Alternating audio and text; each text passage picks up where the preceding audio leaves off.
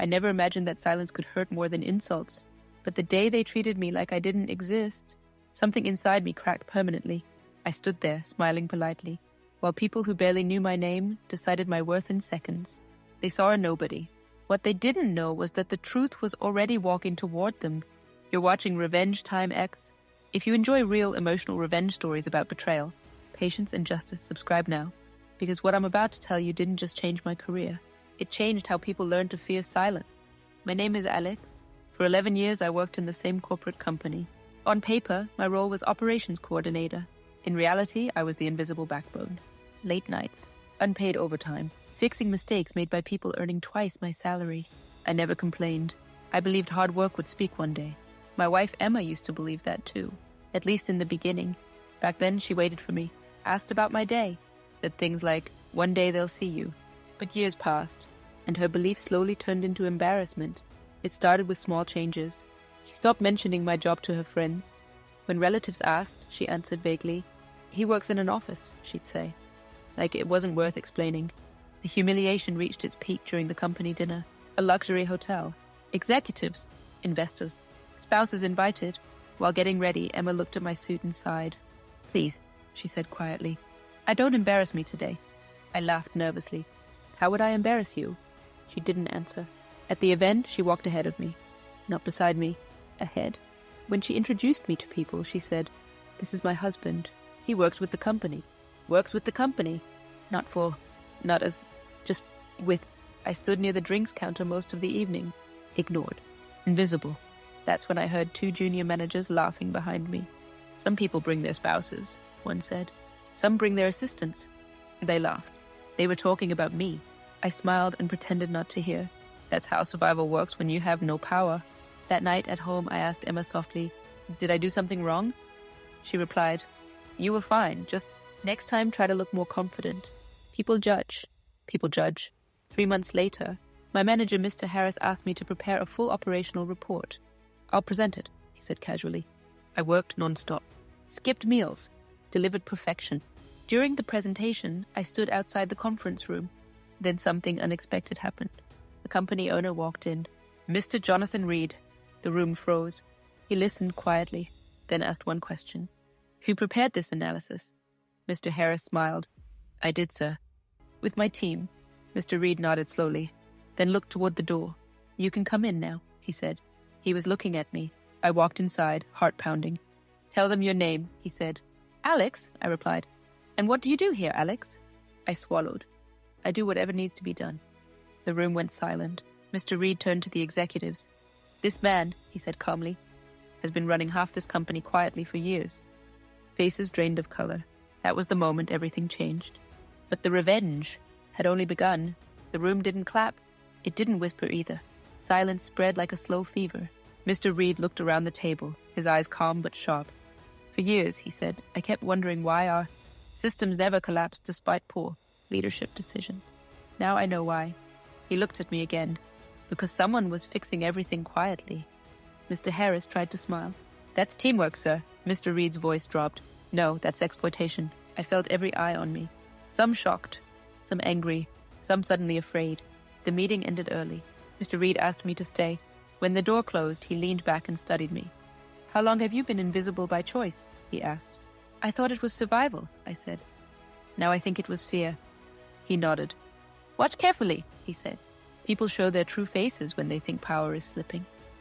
That night, when I reached home, Emma was waiting. "You're late again," she said. "You know people were asking about you today." "Who?" I asked. She hesitated. "My friends." I looked at her. "What did you tell them?" She avoided my eyes. "Nothing important." I went to bed without arguing.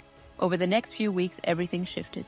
Mr. Harris suddenly started inviting me to meetings, CCing me on emails, asking for opinions he ignored for years. Too late. Mr. Reed called me directly now. Private discussions, sensitive reports. I learned the truth. Fake performance numbers. Promotions based on loyalty, not skill. Money quietly leaking through friendly vendors. And I learned something else. People were watching me, not with respect, with suspicion, like they were waiting for punishment. Emma noticed the change too. "You've changed," she said one evening. "You don't explain yourself anymore." "I don't need to," I replied. She smiled nervously. "That's good." Confidence looks good on you. Confidence. The word felt strange in my mouth. Then came the anniversary gala, bigger than before. Media everywhere. Emma was excited. This is important, she said while getting ready. Make sure you stay close. I nodded. At the event, Mr. Reed took the stage. He spoke about growth, about integrity. Then he said something that froze my blood. Tonight, I want to recognize someone most of you ignored. The room went quiet. For 11 years, this person worked without recognition. Emma squeezed my hand. Who is he talking about? She whispered. I didn't answer. He was mocked, undervalued, taken for granted. I felt my heart pounding. Alex, Mr. Reed said. Please come to the stage. Emma turned slowly toward me. Her face changed completely. Shock. Fear. Realization. On stage, Mr. Reed announced my promotion. Head of operations. The applause was loud. Too loud. I scanned the room. Mr. Harris clapping slowly. Managers forcing smiles. And Emma, looking at me like she was seeing a stranger. That night, everyone congratulated me. Emma stayed close. You should have told me, she laughed. I would have supported you more. I looked at her. I didn't change, I said. Your view did. The drive home was quiet. Over the next months, I restructured everything. Quiet workers rose. Loud manipulators fell. Not fired, moved. Removed from influence. Mr. Harris came to my office one morning. I know I wasn't fair, he said. I hope we can move forward. I nodded. I already have. He left pale. At home, Emma tried harder. More affection. More pride. One evening, she said, People respect me differently now. I looked at her. Because of me? She smiled. Yes. That smile ended everything. I asked her one question that night. If I'd stayed invisible, I said, would you still be proud of me? She didn't answer. Silence again. We separated quietly. No drama. No shouting. Just truth. At work, something darker began. People avoided me. Files appeared on my desk anonymously. Old reports. Hidden emails. No notes. Just evidence. They thought I was collecting names. I wasn't. But fear doesn't need truth. One night, someone called me. No voice. Just breathing. Slow. Uneven. Then the call ended. The next week, a senior manager resigned suddenly. No explanation. Whispers spread. They thought I destroyed him. I hadn't. But I didn't correct them. Fear was doing the work. A woman from finance broke down in my office. I can't sleep, she said. I changed numbers for years. I looked at her. I won't protect lies, I said. But I won't chase you either. She left more terrified than relieved. Because mercy leaves room for imagination. One evening, I found my old employee file on my desk. From 11 years ago. Placed carefully. Someone wanted forgiveness or reassurance. They got neither. I called a company-wide meeting.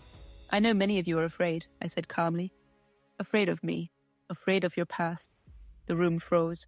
I'm not here for revenge, I continued. But I won't hide the truth anymore. I paused. If you're suffering now, that's not because of me. It's because you remember who you stepped on.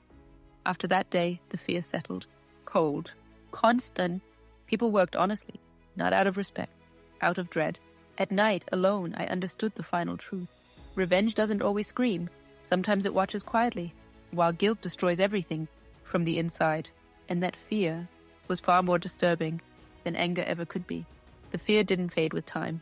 It matured. It stopped being visible panic and became something colder, controlled, internal. People learned how to smile again, how to joke in meetings, but their eyes never relaxed. They spoke carefully, typed emails twice before sending, deleted drafts at midnight, not because I threatened them, but because silence had taught them something. I saw it during performance reviews. People no longer exaggerated. No fake achievements. No stolen credit. They spoke plainly, almost defensively. Honesty wasn't a value anymore. It was a shield. One evening, while leaving the office, I noticed someone following me. Not close. Not obvious. Always a few steps behind. I stopped suddenly. The footsteps stopped too. I turned. It was a middle-aged manager I barely interacted with. He looked embarrassed and terrified. I'm sorry, he said quickly. I didn't mean to. Why are you following me? I asked calmly. He swallowed. I just wanted to know if you were angry with me. That sentence stayed with me all night. Not what he did. Not what he feared I knew. Just whether I was angry. I realized then how deeply this had gone. People weren't afraid of consequences. They were afraid of judgment. At home, the quiet became heavier again. Not lonely. Reflective. Sometimes I sat in the dark, replaying faces from the past. Not to punish them. To understand myself. Because a disturbing question had started forming in my mind. If fear can correct behavior better than kindness, what does that make me? I remembered myself standing by that drinks counter years ago, smiling while being humiliated, swallowing everything. I had promised myself I'd never become the reason someone else felt that small. And yet, here I was, not by cruelty, but by presence. One night, I received an email from an unknown internal ID. No subject, no greeting, just one line. I know you remember what I did. No signature. I stared at the screen for a long time. Then I deleted it. Not replying was more terrifying than any response. The next morning, that employee resigned. I didn't even know who it was. That's when the fear truly disturbed me. I wasn't controlling it anymore. It was controlling itself. Rumors started spreading outside the company. That I kept files on everyone. That I listened more than I spoke. That I never forgot anything. Some said I was dangerous. Others said I was fair. Both were wrong. I was just quiet. During an industry conference, a senior executive from another firm approached me. I've heard things about you, he said carefully. Good things? I asked. He smiled nervously. Depends who you ask. That was the moment I understood my reputation. I wasn't admired. I was respected the way storms are respected. Not loved, not welcomed, just prepared for. Back at the office, I found Mr. Reed waiting in my cabin. You're carrying too much, he said. Am I? I asked. You've become a symbol, he replied. And symbols scare people. I looked at him. I never wanted this. I know, he said. That's why it happened. That night, I made another decision. I started stepping back, delegating more, speaking less, not to reduce fear, but to see what would happen without me watching. And something unexpected occurred. People didn't relax. They panicked more, because they realized something worse. Fear had changed them permanently. Even without pressure, they couldn't return to who they were before. Guilt had rewired them. That realization stayed with me for weeks. Revenge had ended long ago. What remained was consequence. One evening, I stood alone in my office, lights off, city glowing outside. I thought about Emma, about the company, about the man I used to be. I hadn't destroyed anyone. I hadn't raised my voice. I hadn't threatened a single person. And yet, their nights were restless, their memories sharp, their pasts loud. Because the most disturbing revenge isn't violence.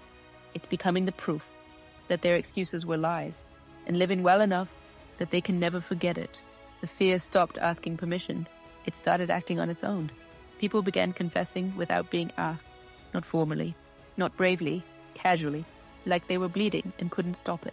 Someone would walk into my office for a routine update, then suddenly say, back in 2017, I shifted blame onto someone else. I don't know why I'm telling you this. Another would laugh nervously in meetings and add, I didn't really deserve that promotion. They weren't seeking forgiveness. They were trying to lighten something crushing their chest. What disturbed me wasn't the confessions. It was the relief they didn't feel afterward. Because once spoken, the guilt didn't leave. It sat there, exposed. At night, I started getting emails scheduled for 3 a.m., 4:30 a.m., 5:10 a.m., drafts written and deleted. Some accidentally sent. One message had just 3 words. You remember everything. I didn't reply. The next day, the sender called in sick. The day after that, resigned. People began assuming patterns. If someone resigned, they thought I had spoken to them. If someone transferred, they thought I had threatened them. If someone stayed quiet, they thought I was watching. I did none of it. That's what made it worse. Fear grows best when there's no visible cause. One evening, while leaving the building, I noticed the parking lot was almost empty. A car sat with its engine running, lights off. As I walked past, the driver suddenly turned the lights on. I stopped. So did he. The window rolled down slowly. It was a senior analyst. He looked exhausted, eyes red, hands shaking on the steering wheel. Sir, he said quickly, I just wanted to say, I never laughed. That night, at the dinner. I remembered that night clearly, but not his face. I believe you, I said. His shoulders slumped in relief for half a second. Then panic returned. Do you? He asked. I didn't answer, because certainty would have been kinder. And kindness wasn't what his conscience wanted. He drove away too fast. At home, I started noticing something strange. I was calmer than everyone else. While they unraveled, I slept, not peacefully, but deeply, like my body had finally stopped waiting for justice. That contrast disturbed me.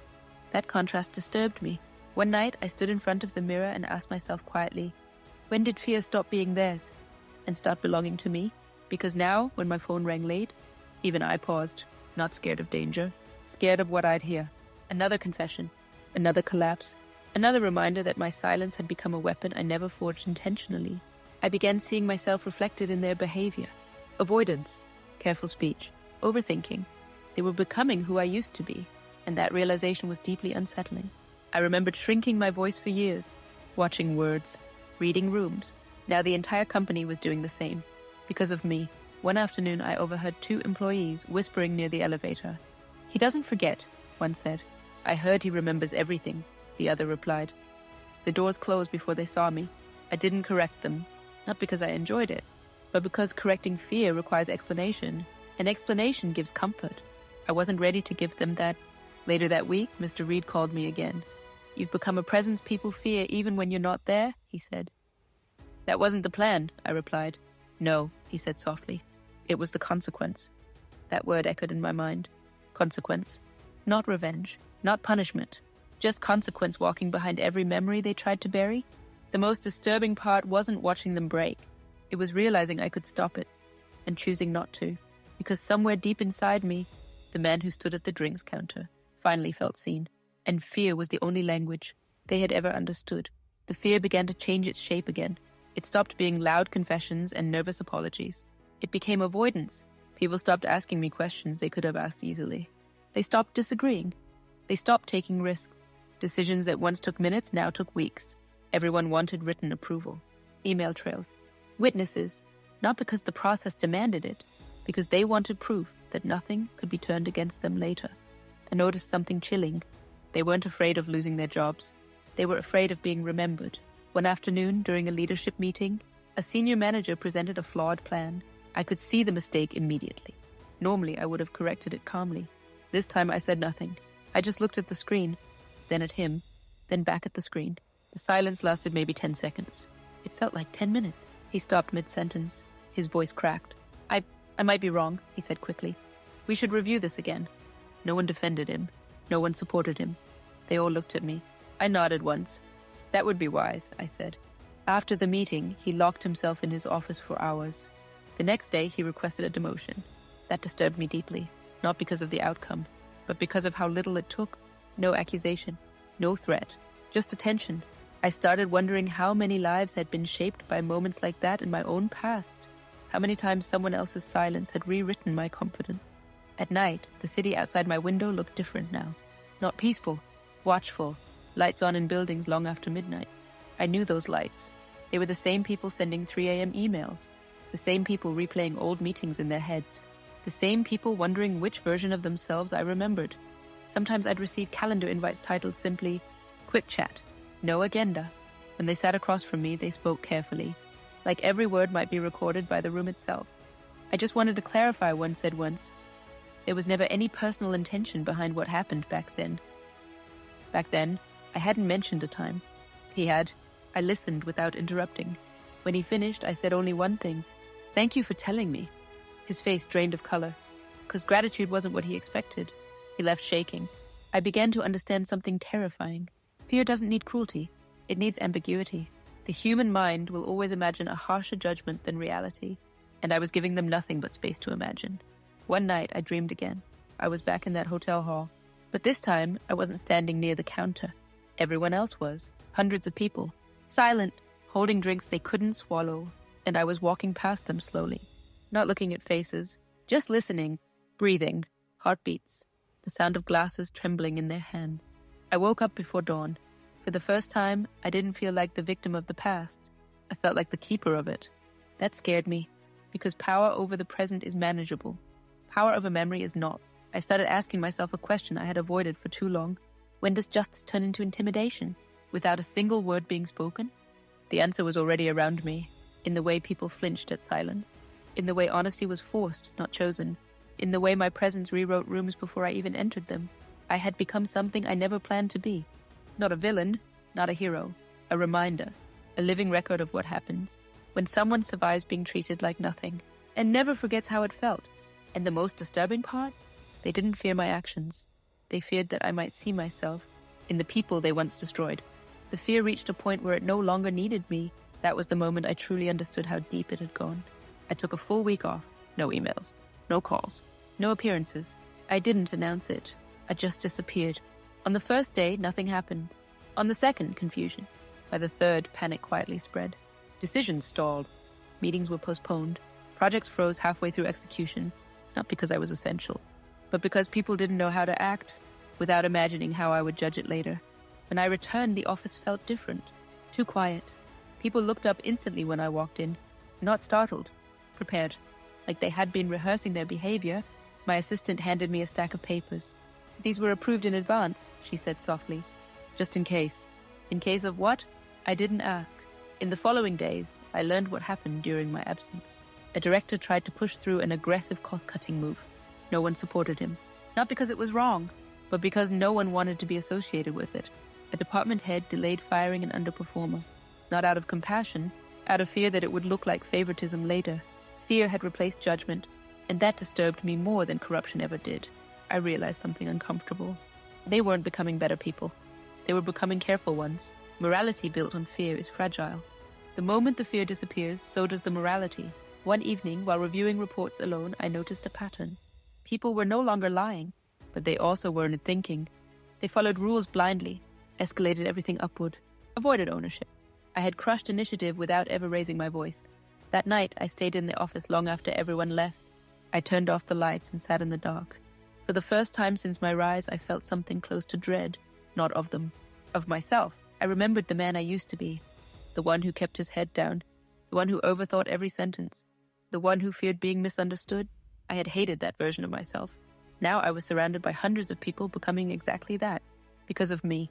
The next morning, I called in a senior manager who had once mocked me publicly years ago. He walked in slowly, carefully. His hands were clasped in front of him, like he was waiting for a verdict. I let the silence stretch. Finally, he couldn't take it anymore. "I know you remember," he said quietly. I was arrogant. I thought power protected me. I looked at him. "Why are you afraid now?" I asked. He hesitated, then answered honestly, "Because you don't need to do anything." That sentence stayed with me all day. Fear had become independent of action. Later that week, something unexpected happened. A young employee challenged me in a meeting. Politely, logically, firmly. The room froze. Every eye shifted between us. I could feel their fear spike. This was dangerous territory. I listened carefully. He was right. When I agreed with him, the room didn't relax. It exhaled, like people had been holding their breath for years. After the meeting, several employees stopped him in the hallway. Some warned him.